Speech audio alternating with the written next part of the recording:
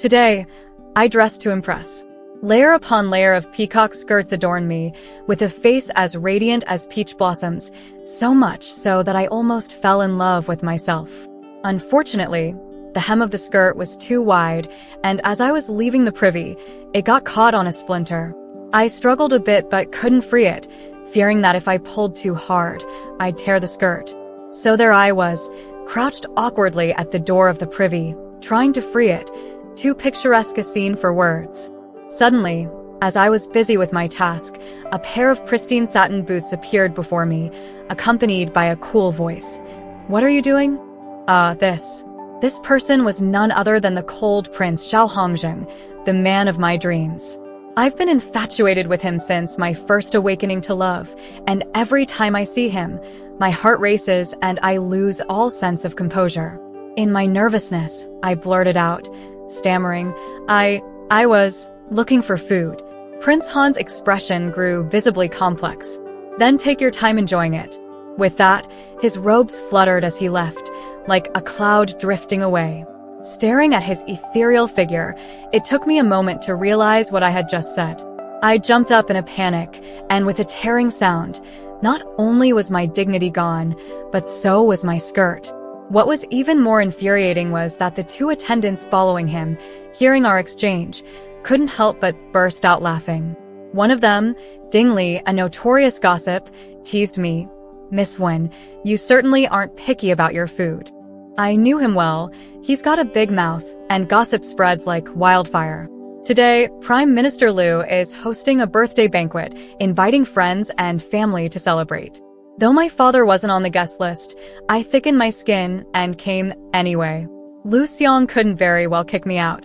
But now, everything's ruined. It's only a matter of time before my indiscriminate taste becomes the talk of the mansion. Dying of embarrassment is one thing, but how will Prince Han see me now? Returning to the banquet, sure enough, a group of people, having heard Ding Li's big mouth, were giving me strange looks and avoiding me as if I were the plague. I kept my composure and turned to find Prince Han. Prince Han is the current emperor's younger brother, a man of impeccable manners and refined elegance. I fell for him at first sight when I came of age, and from then on, I launched a fierce pursuit. Unfortunately, 3 years have passed, and I have yet to win his heart. Hearing that Prince Han was in the study with Prime Minister Liu, I made my way there. Just as I reached the door, I saw my close friend Lin Su lurking about, clearly up to something. We exchanged a knowing glance and smiled. I asked her, "Didn't you say your father had you grounded?" She clicked her tongue. "It's Prime Minister Liu's birthday today. The old man can't ruin my prospects for marriage. I'm his only daughter. Doesn't he worry about ending the family line?" I rolled my eyes at her. "He's your only father, too.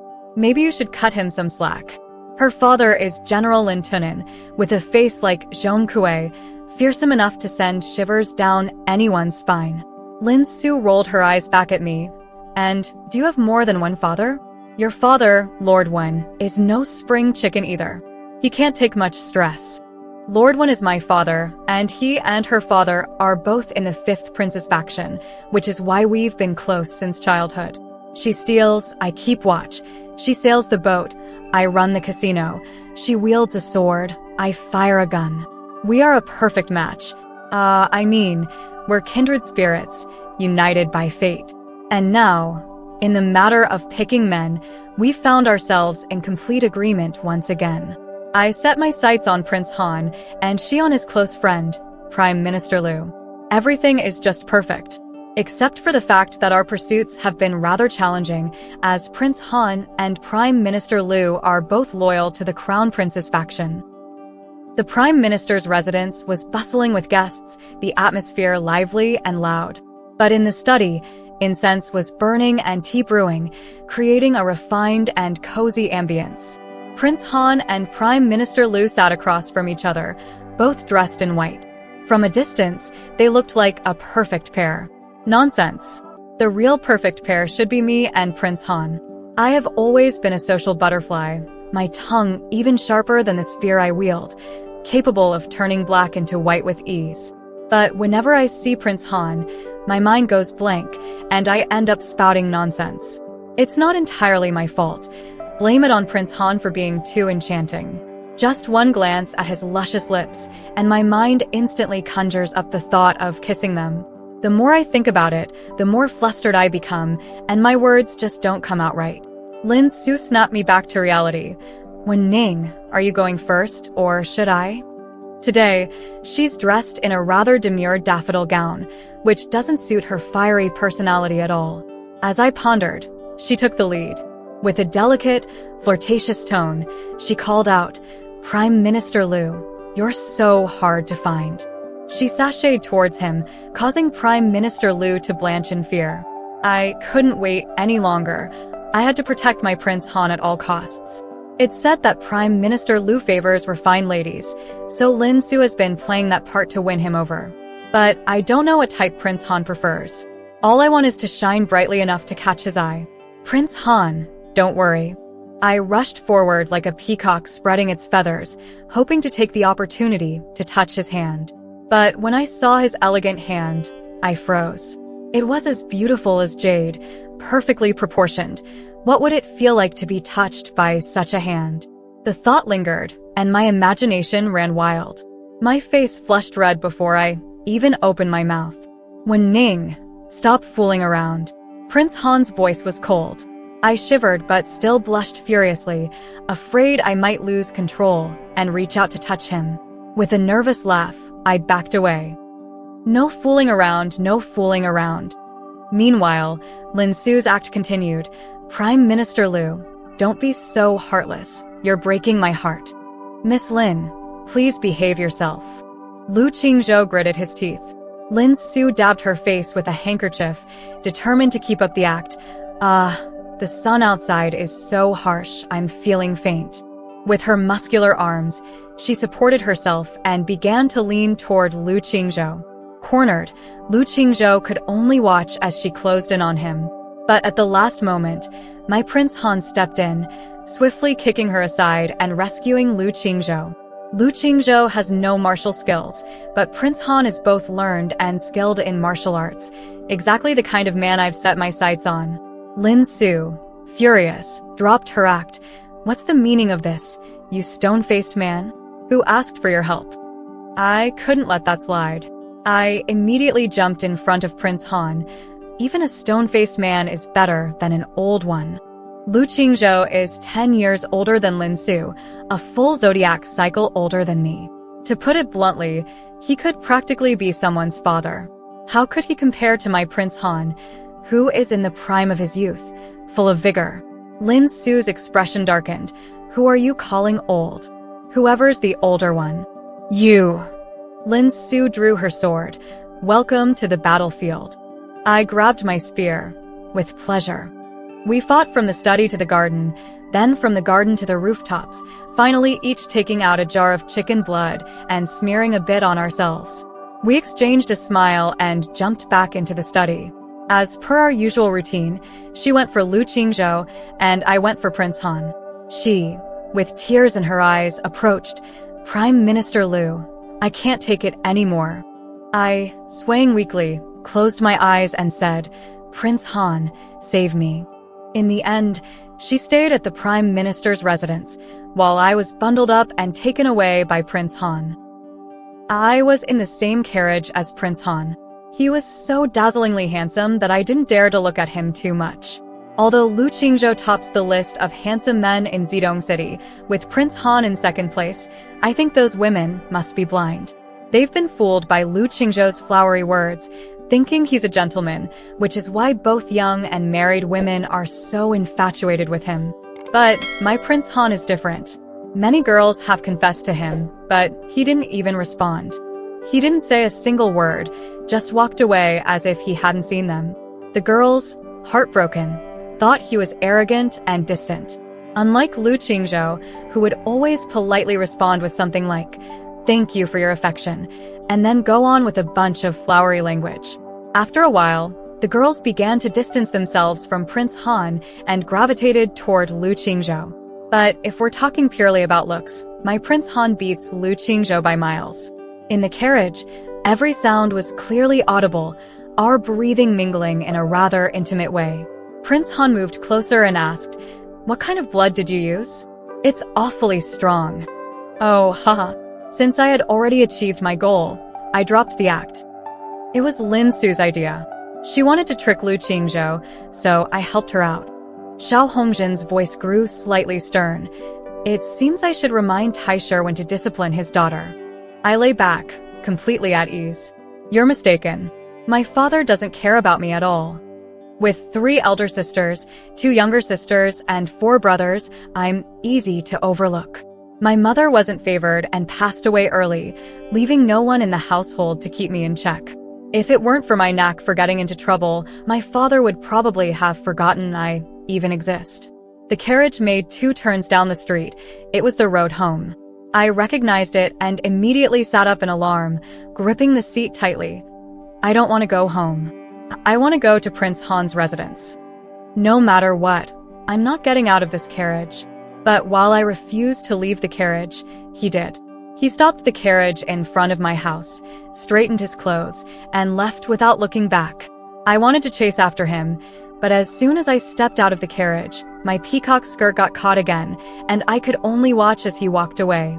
Heartbroken, I untangled my skirt and trudged back towards the house, only to run into my father at the entrance.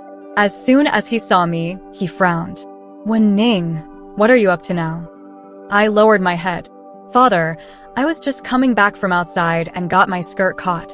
He must have been really busy, as he didn't even have time to scold me. He just shot me a glare before hurrying inside. On my way back to my room, I passed by my 3rd sister Wenwan's room, which is a bit off to the side. I overheard my father sighing inside. Wanner, how can I ensure you live a peaceful life?" My 3rd sister is already of marriageable age, but she has poor health. Though she has many suitors, my father insists on keeping her at home, saying he wouldn't be at ease if she married into another family. Unlike me, who has been on countless blind dates. I glanced at my age and felt the pressure mounting. I had to win over Prince Han quickly, or I'd be forced into marriage. Before I could finalize my plans, my stepmother arranged a marriage for me. As my father's official wife, my stepmother was in charge of such matters, and I couldn't outright refuse. The suitor was the son of the Vice Minister of Rights, said to be a talented and handsome young man who had just returned to the capital from the outer city. Given my poor reputation from so many blind dates, the whole thing was kept low-key. We agreed to meet at Wufu Pavilion for afternoon tea. Since my marriage prospects weren't great, and failing to secure a match would disgrace the family, my stepmother personally helped me get ready, instructing me to behave like a proper lady. I stepped out in a pair of white jade platform shoes, holding a small plum blossom-scented fan. Dressed in a flowing gown with feathers that shimmered, my hair half up in an elegant style, I looked the part. After reminding me several times to maintain my poise and decorum, my stepmother finally sent me out the door. Wufu Pavilion was on North 3rd Street, a bustling area filled with people coming and going. I tried to mimic Lin Su's swaying walk as I made my way to the private room we had arranged, then pushed the door open. The young man was named Qin Xiao, and he was indeed as refined and handsome as they said, dressed in green with a graceful demeanor. When he saw me, he stood up to greet me, and after a few polite exchanges, we both sat down. I modulated my voice and made some small talk with him, but it seemed he wasn't impressed with me. I've heard that the daughter of the Wen family, Wen Ning, is a heroic and lively woman, but seeing you today, you're just like any other delicate lady. As he spoke, the disappointment was evident on his face. I quickly realized that this man didn't like gentlewomen. He preferred someone more wild. Seeing this, I allowed myself a composed smile. It seems young Master Qin has a unique taste. I have a close friend who's a true heroine, a woman of remarkable character. I would be happy to introduce you to and help you make a match. Qin Xiao's eyes lit up. Really? My smile deepened. Really? She's Lin General's daughter, Lin Su. We agreed on a time to meet, exchanged a few more pleasantries, and I swayed my way out the door. But I didn't go home. The imperial suite at Wufu Pavilion was too tempting, so I booked another private room, ordered a couple of dishes, and prepared to while away the afternoon.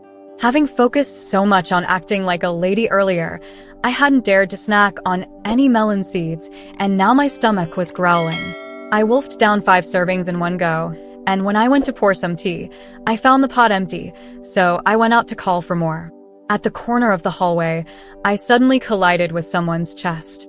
It was none other than Prince Han, my yet-to-be-engaged fiancé, dressed in white. I leaped away like a startled mantis. He scrutinized me, probably not used to seeing me dressed so elegantly, and he didn't speak for a long while. I lowered my head, too afraid to meet his gaze, and felt a thin layer of sweat form in my palms. "Wen Ning, your makeup is a bit smudged," he said suddenly. I was startled and quickly darted back into the room, checking myself in the bronze mirror on the shelf. It wasn't smudged at all. Just as I was about to go out and ask for more details, I found that Prince Han had disappeared. I was so frustrated that I turned my grief into appetite and ordered a full Manchuhan banquet. As I ate, I found the pine nut chicken particularly tasty, so I went down to order another one. I was so engrossed in eating that I didn't even notice when someone had come to stand at the door. Only after I finished and clapped my hands in satisfaction did I glance over and realize that Qin Xiao was standing there, his eyes wide like eggs. He stammered, aren't you supposed to be a lady?" Feeling rather stifled, I waved at him with my greasy hand. "That was just an act earlier. Want to join me for a drink?" He looked embarrassed, but I ordered 2 pots of wine and downed a few cups, starting to talk big. I'm usually good at spinning a tale, and after chatting with him for a while, he seemed happy, and I wasn't feeling so upset anymore either. By the time we left, we were calling each other Brother Qin, like we had sworn an oath of brotherhood. But my alcohol tolerance is terrible, and I was wearing those high platform shoes, so I could barely walk straight. On the stairs, Qin Xiao tried to steady me, but I pushed him away. He tried again, and I pushed him away again. In the midst of this back and forth, we lost our balance and ended up tumbling down the steps together. At the bottom, we were saved from a full fall by a kind stranger who stuck out a foot to stop us. I sobered up half instantly, got up, and wanted to thank the person for their timely intervention, only to find myself staring at a very displeased face. Prince Han looked as cold as his title suggested, his gaze freezing me from the inside out. Qin Xiao was still clinging to my leg, and I reflexively kicked him away. Standing behind Prince Han was Lu Qingzhou and a man I didn't recognize. The stranger whispered something to Lu Qingzhou and then left. Prince Han's expression darkened by the second, and my heart sank along with it. Qin Xiao, oblivious to the tension, suddenly said, "Wen Ning, didn't you say you were going to introduce me to General Lin's daughter as a wife? So eager, aren't you?" I was taken aback.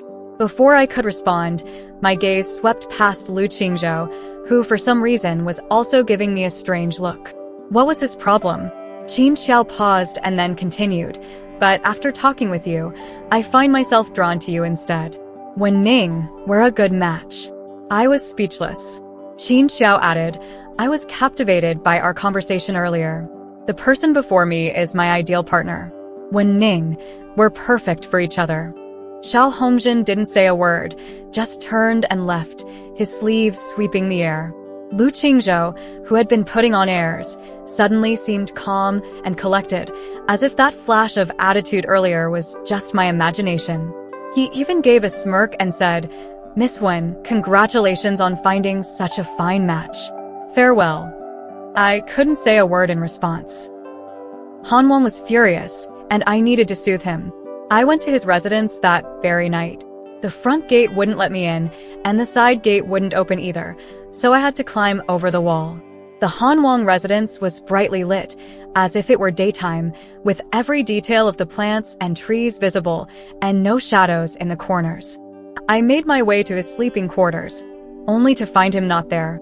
Then, I headed to his study, but was stopped by Ding Li. I pestered Ding Li, gossiping with him about 2 recent scandals and promising to share 2 more fresh ones tomorrow. He let me through. Hanwang was reading a book when I pushed the door open. The room was bright and clear. He stood there, dressed in simple white, as radiant as a jade tree. The more I looked at him, the more I couldn't hold back. As I stared, my mind began to wander down a certain path, and I suddenly remembered why I was here. I forced myself to focus and approached him, saying, "I'm willing to explain what happened today." In fact, right after Han Wang left, I rejected Qin Qiao. The matchmaking was just a formality, and I never expected him to fall for me like a fool. Not wanting to lead him on, I nipped his budding affection in the bud. We agreed to remain friends, but he left Zidong City that very afternoon. I told Han Wang everything, detail by detail. His expression remained unchanged, but his gaze softened. I continued, "I know you have feelings for me, but I don't understand why you won't marry me. You see, I'm of age, and I can't keep dodging my family's pressure to get married." Han Wang had a secret. He had social anxiety, and he stuttered when speaking to strangers, which is why he was always so taciturn. But he was different with me. In front of me, he was never reserved and always replied smoothly, no matter how much I acted out. He never truly lost his temper. What is that if not affection? I swear, if he doesn't have feelings for me, I'll walk out of here right now and marry Dingli. Dingli, let me thank you. Han Wang didn't comment on my explanation. I took it as tacit approval and decided to open up, asking gently, "Is it because of my father?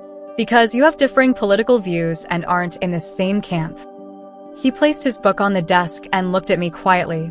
I pressed on. "It doesn't matter. You don't have to worry about any of that. For you, I'm willing to remove myself from the family registry, renounce my surname, and no longer be part of the Wen family." Han Wang's expression suddenly stiffened. At the same time, there was a faint sound behind the 4-panel screen decorated with the 4 gentlemen, as if something had snapped. "Who's there?" I rushed over, only to see an extremely grim face. It was none other than my father, who shouldn't have been there. His beard quivered with rage, and my legs trembled in fear, like father, like daughter. What happened to being political enemies? What happened to being on opposite sides? I didn't dare say a word as the old man huffed and stepped out from behind the screen. "I've heard that the night view at Han Wang's residence is mesmerizing, so I came to take a look. Do you believe that?" I don't even know if I should, but the man was clearly confused. The look on my father's face as he left was something you wouldn't want to see.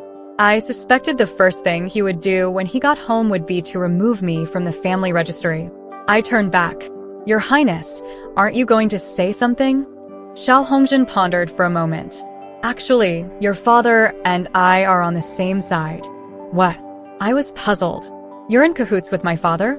Then what about Lu Qingzhou and General Lin?" He replied, "They're with us too." "All of them are part of the Crown Prince's faction? Or the 5th Prince's?" I asked. "Neither. We're with the 8th Prince." I'd never paid much attention to political struggles, but I hadn't expected it to be this complicated. Xiao Hongjin briefly explained that the man in the restaurant today was the 8th Prince. The current emperor is a madman who has taken the art of balancing powers too far. He appointed a useless crown prince and then hoped that another prince would step up to challenge him, thus motivating and restraining the crown prince. That's why my father and General Lin publicly supported the 5th Prince. But they all knew that neither the Crown Prince nor the 5th Prince was up to the task, so they secretly nurtured the 8th Prince.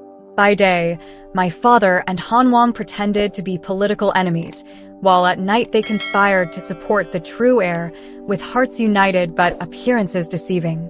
It was all so absurd and laughable.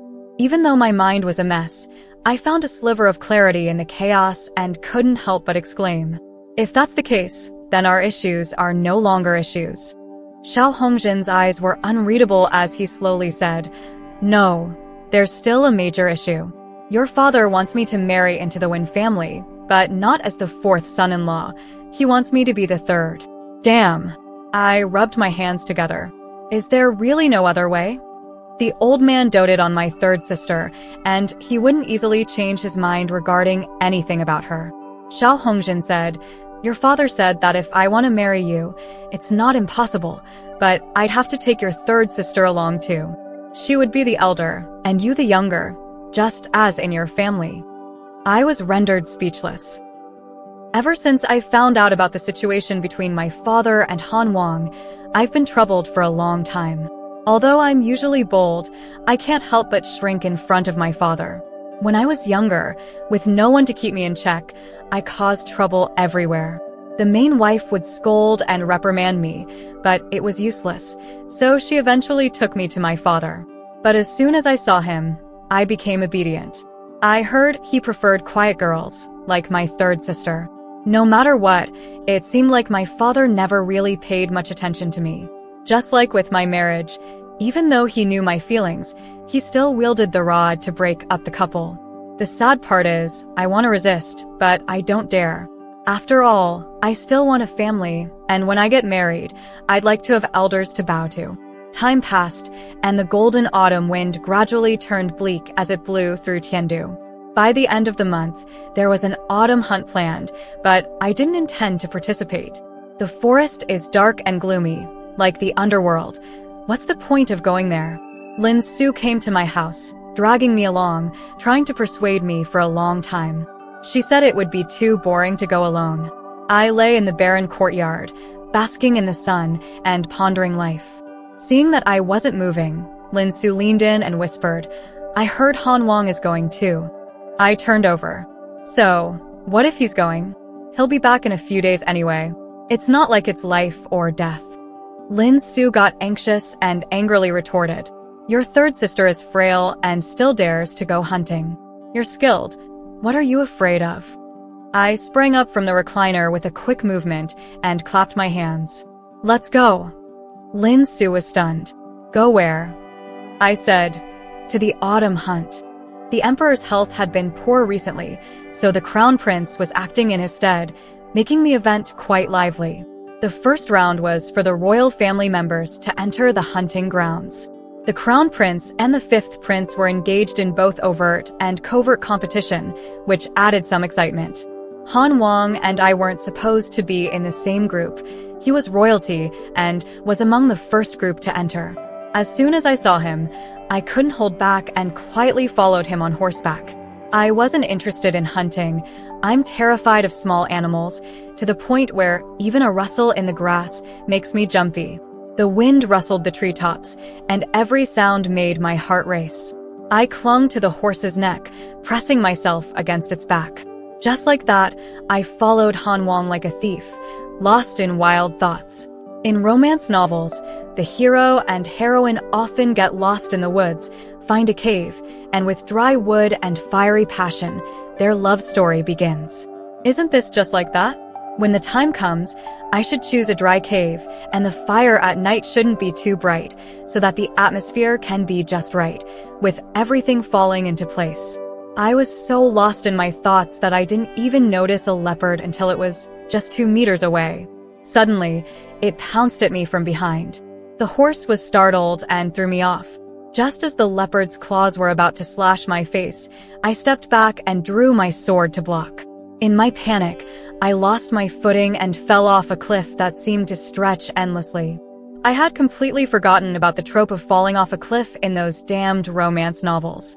Fortunately, there were many vines along the cliffside, and I managed to grab onto them, saving my life.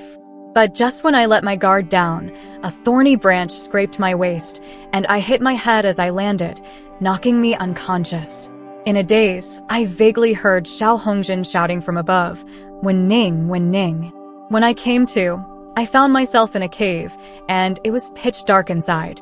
It was the end of the month, with only a faint crescent moon, and the world was shrouded in darkness. I'm afraid of the dark. I remember when I was young, there was an autumn hunt. My father took all of us children to hunt, wanting to train us. I was only 7 at the time, and to prove myself, I pretended to be brave and ventured deeper into the forest. But as I walked, I got lost. I didn't know when my father and the others went back, but I didn't make it back that night. I spent the night alone up in a tree. The sky was especially dark that night, without a hint of light, and every rustle around me was painfully clear. I was scared, but I didn't dare cry or shout. I just clung to the tree branches, waiting for dawn, inch by inch. The next day, I followed some hunters out of the forest and returned to the camp, where I heard that my father and the others had already left. When I got home, for the first time, I didn't act out. I quietly went back to my room and lay down. At this moment, the darkness felt like a beast, wrapping around and swallowing me whole. I trembled uncontrollably, suddenly realizing that if I was brought here, there must be someone nearby. Moreover, the only person who knew I had fallen off the cliff was Xiao Hongjin. Steadying myself, I called out in a low voice, "Wang Yi." The reply came like a faint thread of sound, barely audible. I continued, my voice shaking, "Wang Yi." This time it was clearer. "I'm here." But why did his voice sound shaky as well? I was certain he was just a meter to my left. I cautiously moved toward him, my heart pounding in my throat. This time, I wasn't pretending. I was truly helpless. I said, "Wang Yi, I'm scared." There was a moment of silence in the cave. I added, "Wang Yi, let's start a fire." He replied promptly, I don't know how." I nearly cried, the nightmare from my childhood resurfacing before my eyes. But I'm really, really scared. I was afraid of cats, dogs, and now this overwhelming darkness. At this point, I couldn't care about anything else. I reached out and hugged Xiao Hongjin, seeking comfort. But as soon as my hands wrapped around him, I realized he was soaking wet, his whole body trembling. I asked, "Wang Yi, are you feeling unwell? Why are you shivering like that?" His voice was as light as a feather. "Actually, I'm scared too." I was speechless. The late autumn forest was already cold, and now that night had fallen, the eerie wind made it even worse. We were like two electrified poles, unsure whether to flee the cave or retreat further inside. At some point, a wretched old crow flew by and started cawing. The sound was so haunting, it was as if a vengeful spirit had returned to the world of the living. Ah! I felt like a ghost had grabbed my throat, and I jumped, trying to cling to Han Wang. But unfortunately, I didn't succeed, because at the same time, Han Wang also tried to jump on me. We collided like two bulls in a fight, and both of us were knocked away. In the pitch-black cave, our voices rang out simultaneously. "Are you okay?" Realizing what had just happened, we both felt a bit embarrassed. The old crow finally stopped its wailing, and I weakly suggested, "How about we start a fire?" "Can you?" he asked, sounding hopeful. I replied, "Yes, but we need some wood. Will you go get it?" He flatly refused, "No." His childlike tone amused me, and suddenly, I wasn't as scared anymore. I teased, "Wang Yi, are you really afraid of the dark, even as a grown man?" He shot back, "What does fear of the dark have to do with gender?" After a pause, he chided gently, "When Ning, I always thought you were tough and imposing, with that big sword of yours. You're more intimidating than the butcher on East Street. It made me feel safe. How is it that when it really matters, you're so useless?" No, this wasn't the ethereal, aloof Han Wang I knew. This was a demon. The demon continued, "I used to admire you because I thought you were so capable that you could protect me when it counted." He sighed, "But now I see, you're not all that. Maybe I should meet your third sister instead if I get the chance. I haven't even married him yet, and he's already putting a green hat on me. How wonderful." What Xiao Hongjin said about admiring me wasn't a lie. I first met him the year I came of age, at my third sister's 18th birthday celebration. The funny thing is, my birthday is just one day apart from hers, yet no one in the entire household remembered mine. She loved watching fireworks and would make a wish every midnight when they were set off. Over the years, the fireworks show would extend into my birthday. Taking advantage of this, I'd join in, clasping my hands to make a wish that next year I might have a real birthday celebration. And so it went, year after year. My sister's health had always been poor, but that year, when she turned 18, she seemed to get a bit better. My father, overjoyed, invited friends and relatives from all over to celebrate. Han Wang was among those invited to our residence, but he was in a rather sorry state. He had been surrounded by a group of women, their waving handkerchiefs pouncing on him like tigers with fangs bared. The women, both young and old, called him sweetheart and darling on all sides. Even I felt alarmed, let alone him. I've always loved a lively atmosphere, so wherever the crowd was, that's where I'd be. Naturally, I squeezed my way into the circle. That was the first time I saw him. His face was as cold as a glacier, his expression distant, struggling to maintain his composure. But the flames of affection burned fiercely, wave after wave of passionate voices surging towards him like a tidal wave. I could tell he was getting a bit angry. His face turned pale, then flushed red. His fingers curled slightly, and he opened his mouth several times but couldn't speak, as if he were drowning in a vast ocean. My sympathy surged, and I jumped into the fray, shouting, "Quiet down." The surrounding area fell silent for a moment. But soon after, an even wilder chaos erupted, like fans crazed over their idol. I was caught in the middle of it. But such a small scene couldn't intimidate me. The waves of adoration kept surging, and I pointed to the one in the front, saying, "You, come here." She hesitated and pointed at herself. Me. I nodded. "Yes, you, the daughter of Zhao Shangshu." Before she could react, I continued. "Your father has already arranged a marriage for you, to the Ho family. I've heard that the young marquis is quite the gentleman. Aren't you afraid of being called frivolous, pestering Han Wang like this?" Her face turned red and then purple, thinking that it was easy to cause trouble in a crowd, unaware that I had already figured out her background. I then looked at another woman. "Sister, you've already been married twice, yet you still act so brazenly. I have quite a way with words, and who knows, I might just invite your husband for tea tonight."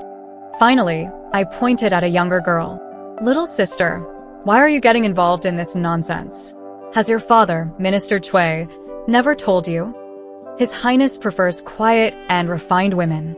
If you really fancy him, go back home and study hard to win his favor." One by one, the women left in shame.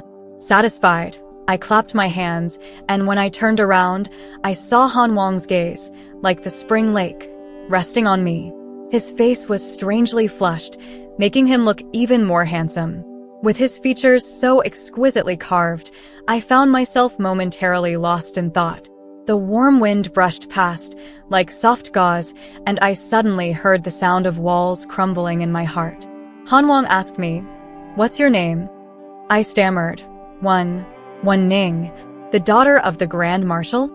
His gaze, 3 parts fiery and 3 parts restrained, made my ears burn and my heart race. I quickly lowered my head. "Why, yes." After a moment, the prince finally said, "You're quite impressive." Indeed, I was. At every family banquet, I would count the heads from the corner. People didn't notice me, but I always paid special attention to them.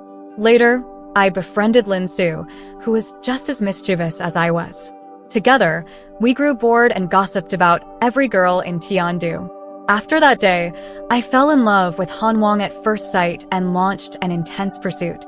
I blocked him in the back garden of Lu Qingzhou's house, intending to confess my feelings. But I was too cowardly. The moment I saw him, my legs went weak, my thoughts ran wild, and I couldn't speak properly. He was the one who asked first, "Are you the daughter of Grand Marshal Wen?" Yes. I nodded and then shook my head. "Well, not exactly." He looked confused. I used to be the daughter of Grand Marshal Wen." I swallowed hard. But in the future, I could be Han Wang's wife. I was doomed. I couldn't keep my cool. Love had flooded my brain, and fearing I might lose control, I turned and fled under Han Wang's bewildered gaze. Afterward, I tried many times but still wasn't very successful. Lin Su couldn't stand it anymore. One evening, she disguised herself as me. Standing in front of Han Wang's residence, she gathered her inner strength and shouted inside, "Han Wang, Xiao Hongjin, listen up. Wen Ning, daughter of Grand Marshal Wan like you, admire you, and want to marry you." I stood by, dumbfounded, as she finished her declaration and vanished into the night. Her power, how should I describe it?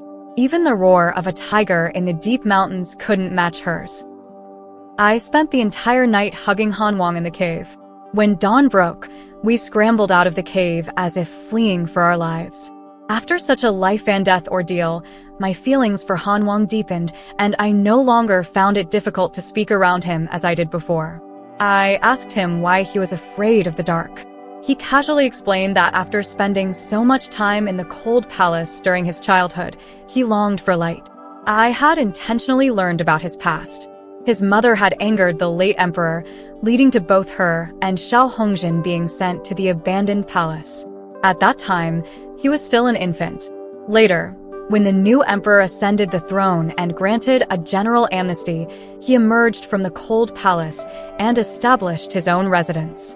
The new emperor, having fought his way through a sea of princes and heirs, was left with few siblings.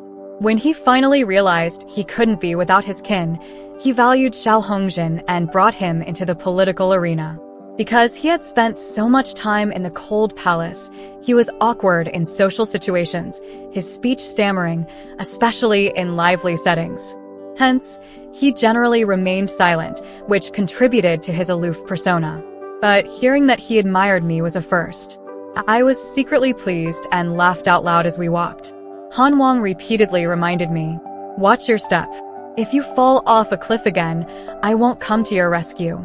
Clearing my throat, I asked, "About you admiring me, could you elaborate?" Hanwang hesitated but was candid. "I found you exceptional, not an ordinary woman. When we first met, you saved me from danger." "Oh, so did you fall for me the first time you saw me?" "Sort of." "Then why do you still put on an act and reject me every time I confess? Aren't you afraid that if you keep turning me down, I might lose heart and fall for someone else?"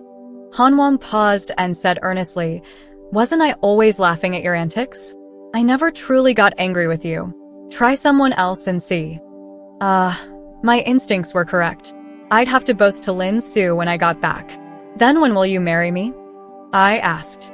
He replied, "It's not the right time yet. After we get out of this situation, we'll still need to maintain our current, somewhat distant relationship. With the emperor seriously ill and the fifth prince scheming for power, we have to wait until he and the crown prince are both out of the picture. Only then will the eighth prince take the throne." I clicked my tongue.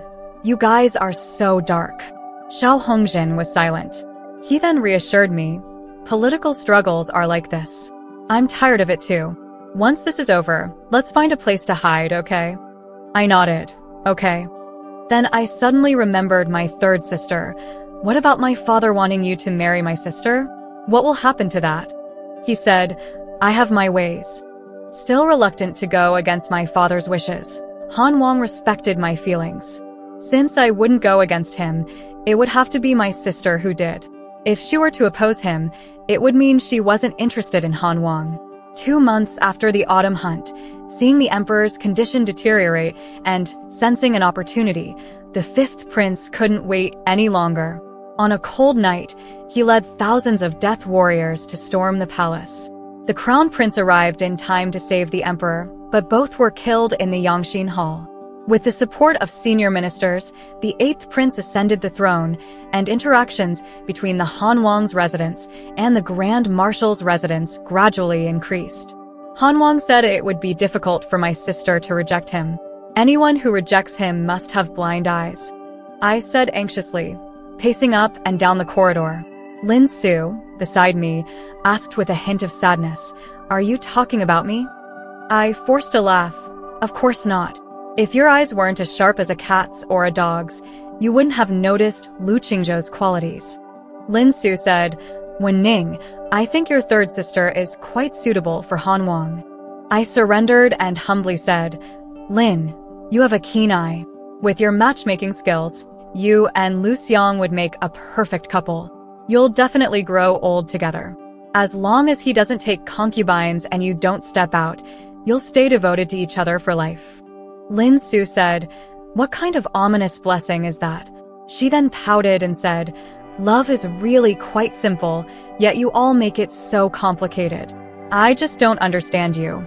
I replied resentfully, that's what it's like with many siblings. I used to complain about my father only having one child. Now I think, if siblings can't be united, it's better to have just one. I tried to find out my sister's preferences and learned that she likes gentlemen, those who are modest and courteous, probably akin to Lu Qingzhou. At that moment, I had a devious thought, to introduce Lu Qingzhou to her, solving everything in one go.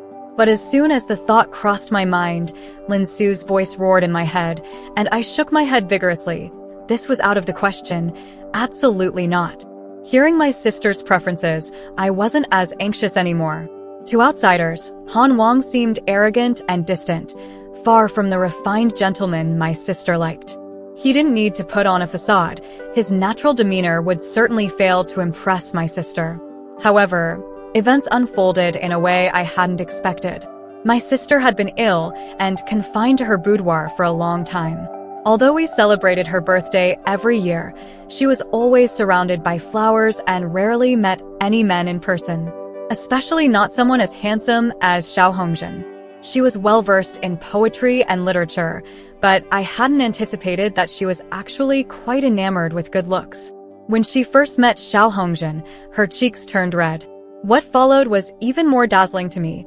She clung to Han Wang, asking him questions about everything under the sun. I had never seen her so talkative. When it was time to say goodbye, her eyes were filled with reluctance, wishing she could follow Xiao Hongzhen to his residence. Had I known this would happen, I would have risked everything to invite Lu Xiang over. Feeling dejected, I sent my sister back to her residence, skipped dinner, and stealthily made my way to Han Wang's residence in the dark. As the lights of the city lit up, this was the only place where I felt truly at home. However, as soon as I reached outside the study, I overheard the conversation inside. My father was there, looking somewhat displeased. "You are the one I've chosen, rare among millions. You should be matched with someone equally exceptional." Xiao Hongzhen replied with dignity, "I'm honored by the Grand Marshal's favor. Coincidentally, the one I admire is unique, the only one in the world," he said firmly. "To be matched with her is already an honor for me." Was he talking about me? Was I really that perfect in his eyes? Han Wang had never spoken sweet words to me, but hearing such words from him, though formal, sounded particularly moving. I was driven by some inexplicable force and suddenly pushed open the door. Both Xiao Hongzhen and my father turned to look at me, their expressions varying. I had always tried to please my father, never daring to go against him in his presence, but now I couldn't hold back. "Father, I know you care about my third sister, and you want to give her everything good. I don't compete. I never expected to receive the same kind of love from you. I only wanted the warmth left after you put so much effort into her birthday banquet. For 19 years, you didn't even know my birthday." I spoke, tears streaming down my face. "I cannot win your love, but now you want to take away the happiness I've fought for myself." By the end, my face was covered in tears. "This time, I won't obey you." My father said nothing, only lowered his head and looked at me, his brow stormy. Perhaps he always thought of me as a rebellious daughter, so where was the question of obedience? But I couldn't care less about his thoughts. I was already exhausted from living this way. I remembered meeting Lin Su for the first time at her family's residence. Her 10th birthday was celebrated with great fanfare. Every child had an elder accompanying them, either a close relative or a servant, except for me, who was alone. Lin Su strutted around the party like a proud rooster, showing off her skills with a beautiful sword dance and then parading around to enjoy everyone's praise. When she reached me, she remarked, "You're the only child here without an attendant, yet your food is piled higher than anyone else's. But we're alike in a way. No matter how much we have, we never feel it's too much. I love to eat." While other children were helped by adults who were too polite to compete with me, I took full advantage of the opportunity and piled my plates high. See, even at a young age, I knew how to take good care of myself. Returning to the Wen family home, I passed by my sister's room, and she called out to me. The night was cool, and I said with concern, "Your health isn't good. You shouldn't be out. Let me come in." Her room was softly lit, the light flickering like ripples. I had intended to talk to her about Han Wang, so if the opportunity presented itself, why not do it now? Just as I was preparing, she suddenly burst into a lively laugh. I was struck by how her smile, though rare, was truly enchanting, with a celestial beauty. Well, it's not without reason that my father favors her and her mother. She asked me, "Do you like Han Wang?" That wasn't much of a secret anymore. She must have heard something. "Seeing how jealous you were today. TSK, TSK. You are more sour than May plums." She stretched lazily, looking as if she were in perfect health, not at all like someone who is ill. In fact, my illness is long gone, but if I recover, Father will insist on arranging a marriage for me, leading me down the path he plans. "I don't want that," she said. "So wild, indeed? Although Xiao Hongjin is a dragon among men and I do like him, he hasn't made me want to give up myself for him. As for Father, I will speak to him on your behalf. Just take care of yourselves." This was no longer my sister. She was more like a fairy descending to the mortal realm. Returning to my room, I took out my treasure box, filled with my savings. I always thought my father didn't value me much and wouldn't provide me with a substantial dowry. But I couldn't afford to look shabby and embarrass him, so over the years, I had saved quite a bit. Holding several banknotes, I felt delighted and wanted to treat everyone to a meal. I have many friends, but in the end, I only invited Lin Su, who brought Lu Qingzhou along. I booked a private room at Wufu Tower and celebrated with Han Wang. I was in high spirits, discussing names for my future 6 children with Han Wang, which private school to choose, and which teacher to hire when an unexpected guest arrived. It was Qin Xiao, who had previously pursued me. Just then, Lin Su had gone home to fetch some wine. I greeted him warmly, but felt a chill behind me. Turning around, I saw Han Wang's expression concealed behind a cold glare. Qin Xiao got straight to the point. "Miss Wen, didn't you say you wanted to introduce me to General Lin's daughter?" The sound of Lu Qingzhou placing his teacup was unusually loud. Qin Xiao, however, seemed not to notice and continued, "Since we are not fated, if I can win your friend's hand, it would also be a good story." Lu Qingzhou suddenly looked up, his gaze revealing his displeasure. I feared for Qin Xiao's safety if he continued, so I quickly pushed him away. "My friend already has someone she admires." "I'm truly sorry." I had mentioned before that my heart belonged to Han Wang, and he had accepted it without contention. Now, facing another rejection, Qin Xiao, unwilling to give up, asked, "Has the other party sent a formal proposal?" I hesitated. "Not yet." He reignited his determination. "If that's the case, with neither party engaged, I still have a fair chance to compete." "Really?" Lu Qingzhou asked lightly. Qin Xiao was taken aback and asked, "Who is this?" Before I could introduce him, Lu Qingzhou said, "I'm Lu, with the courtesy named Qingzhou." Qin Xiao exclaimed, "So you're Lu Xiang." He stepped forward and bowed. Lu Qingzhou picked up a cup of tea, blew on it, and said, "You mentioned General Lin's daughter has pursued me for a long time.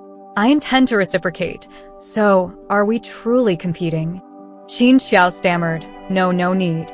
Lu Qingzhou, the big bad wolf, truly wasn't someone to be trifled with.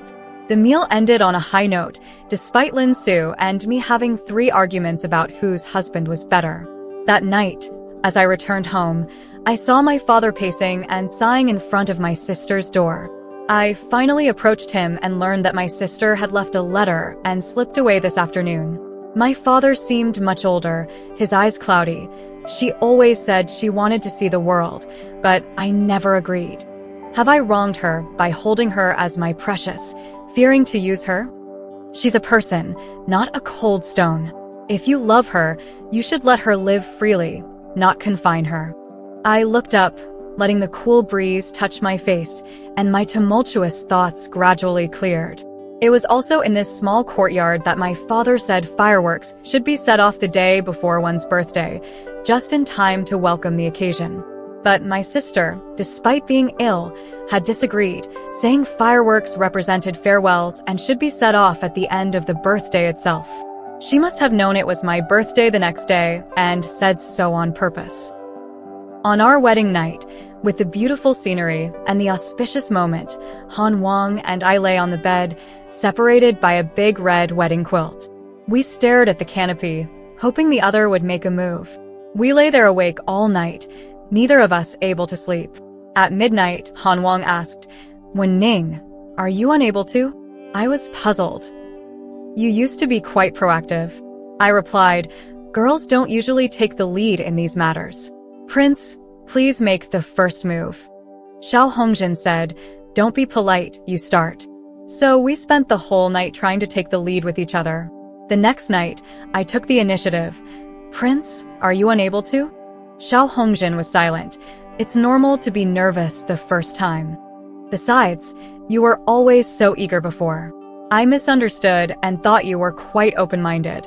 He added, "Just the kind who wants to lie down." If lying down was all there was to it, who'd want to move at all? To be honest, even getting close to him made me anxious, let alone anything else. If Lin Su found out about this, she'd probably laugh herself to death. But if Ding Li knew, I'd prefer Lin Su to find out. Though Ding Li wasn't married, he was well-read and quickly figured out from my descriptions that Han Wang and I hadn't consummated our marriage. To save face for the prince, I insisted, "It's my fault."